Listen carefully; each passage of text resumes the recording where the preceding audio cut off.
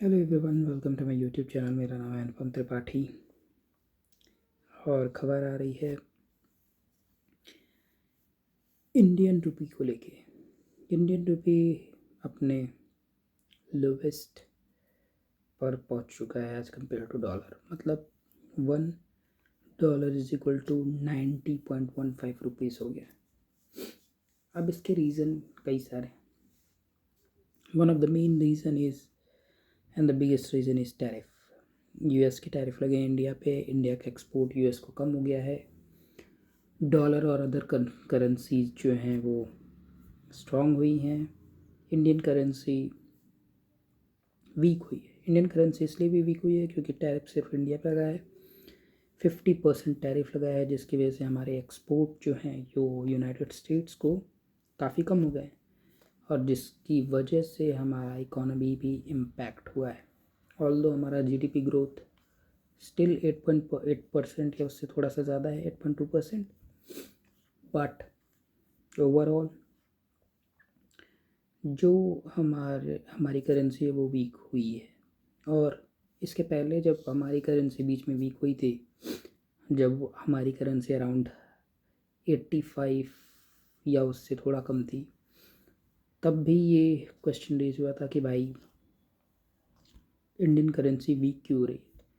और इसके रिस्पॉन्स में हमारी फाइनेंस मिनिस्टर ने बोला था कि इंडियन रुपी वीक नहीं हो रहा है, डॉलर मजबूत हो रहा है। ऐसा इसलिए बोला था क्योंकि उस टाइम इंडियन रुपी जो था वो सिर्फ डॉलर के अगेंस्ट ही वीक हुआ था और उस टाइम पर डॉलर वॉज गेटिंग स्ट्रॉन्ग। सो उस टाइम के लिए तो वो लॉजिक चल गया, पर अभी अभी ये लॉजिक नहीं चल रहा है, तो अभी उनके पास कोई जवाब नहीं है। हावेवर सबको पता है कि टैरिफ की वजह से इंडिया के एक्सपोर्ट टू यूएस जो है वो काफ़ी कम हो गए हैं, जिसकी वजह से इम्पैक्ट तो आना ही था। अब यूजुअली अगर किसी भी कंट्री की करेंसी गिरती है तो वहाँ की गवर्नमेंट और वहाँ का सेंट्रल बैंक, जैसे कि हमारे यहाँ का आरबीआई है, reserve bank of India, governing body जो होती है वो उसको स्ट्रॉन्ग करने के लिए एफर्ट्स डालती है। But right now neither RBI nor government is concern. ऐसा इसलिए भी हो सकता है क्योंकि हम चाहते हैं कि हमारे एक्सपोर्ट जो हैं वो अदर कंट्रीज़ को बढ़े, क्योंकि यूएस में हमारे प्रोडक्ट्स ऑलरेडी काफ़ी महंगे बिक रहे हैं। जो फॉर एग्ज़ाम्पल 50% टैरिफ के बाद जो प्रोडक्ट हम पहले 10 रुपये में बेच पाते थे, अभी वो प्रोडक्ट हम वहाँ पे 15 रुपये में बेच पा रहे हैं।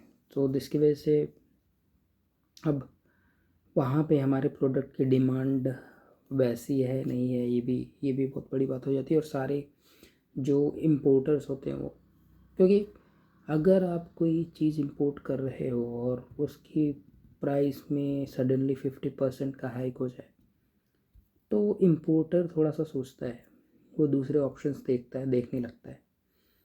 तो फिलहाल क्योंकि हमारे ऊपर टैरिफ लगा हुआ है, यूनाइटेड स्टेट्स ने टैरिफ लगा रखा है, तो यूएस में हमारे प्रोडक्ट्स उतने बिक रहे हैं, बट फिर भी कंपेरेटिवली तो कम ही है। तो हमारे जो एक्सपोर्टर्स हैं वो अदर मार्केट को टैप कर रहे हैं, जैसे यूरोप टैप कर रहे हैं, जापान टैप कर रहे हैं, अदर एशियन कंट्रीज़ टैप कर रहे हैं। तो अगर हमारी जो करेंसी है वो स्ट्रांग रहेगी कंपेयर टू देयर करेंसी, तो उनको हमारे प्रोडक्ट्स उतने चीप नहीं लगेंगे।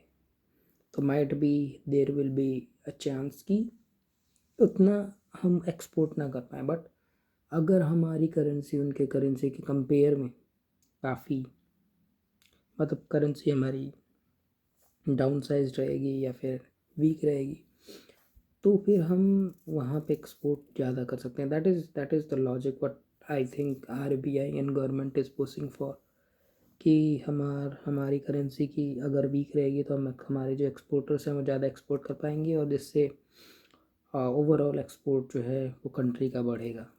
बट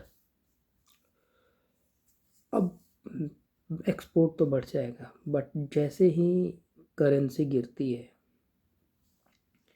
पेट्रोल के दाम बढ़ जाते हैं। ऐसा हमेशा देखा गया है कि जब भी करेंसी गिरती है पेट्रोल डीजल के दाम बढ़ जाते हैं, और पेट्रोल डीजल के दाम बढ़ेंगे तो ट्रांसपोर्टेशन कॉस्ट बढ़ जाता है, ट्रांसपोर्टेशन कॉस्ट बढ़ेगा तो चीज़ों के दाम बढ़ जाएंगे, मतलब इन्फ्लेशन। तो इसकी वजह से अगर रुपी करेंसी जो है वो वीक हो रही है, उसका एक्सपोर्टर्स को तो फ़ायदा होगा, बट जो जनरल पब्लिक है, जो हम जैसे लोग हैं, उनको नुकसान होता है। क्यों? क्योंकि हमारी सेविंग्स की उतनी वैल्यू नहीं रह जाती है।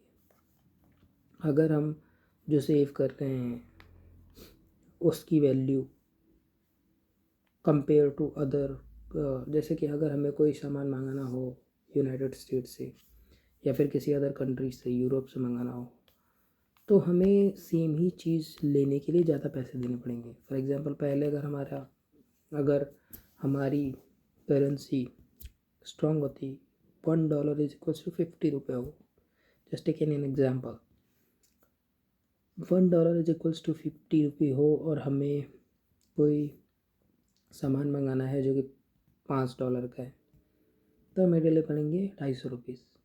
लेकिन वही अगर $1 इज इक्वल्स टू 90 रुपये है, $5 का सामान है, तो हमें देने पड़ेंगे 450 रुपये। दैट इज़ द डिफरेंस कि अगर हमें कोई चीज़ इम्पोर्ट करवानी है तो वहाँ पे हमें काफ़ी डिफ़िकल्टीज़ होगी, या फिर जो सामान बाहर से आएंगे वो हमारे लिए महंगे आएंगे। अगर हमारी करेंसी वीक होगी, मतलब जो हम इंपोर्ट करेंगे वो भी महंगे दामों में इंपोर्ट होगा, लेकिन जो हम एक्सपोर्ट करेंगे वो सस्ते दामों में होगा। तो ये चीज़ हो जाएगी। जैसे जो जो सामान अगर आप कुछ खरीदते हो जो मैन्युफैक्चर्ड इन यूनाइटेड स्टेट्स है, या फिर मैन्युफैक्चर्ड इन चाइना है, मैन्युफैक्चर्ड इन यूरोप है, अदर कंट्रीज़ है, जो हमारे पास इंपोर्ट आएंगे उनके दाम एक्सपेंसिव हो जाएंगे। तो यही है लॉन्ग टर्म में, मतलब अगर बात की जाए एक्सपोर्ट बिजनेस की, तो इससे देश को तो फ़ायदा होगा कि देश का एक्सपोर्ट बढ़ रहा है, बट ओवरऑल जनरल पब्लिक के पॉकेट पे मार पड़ेगी। आई होप कि यही बात है कि पेट्रोल के और डीजल के दाम अगर ना बढ़े, जो यूजुअली बढ़ते हैं, कभी भी करेंसी वीक होती है तो पेट्रोल डीजल के दाम बढ़ते हैं।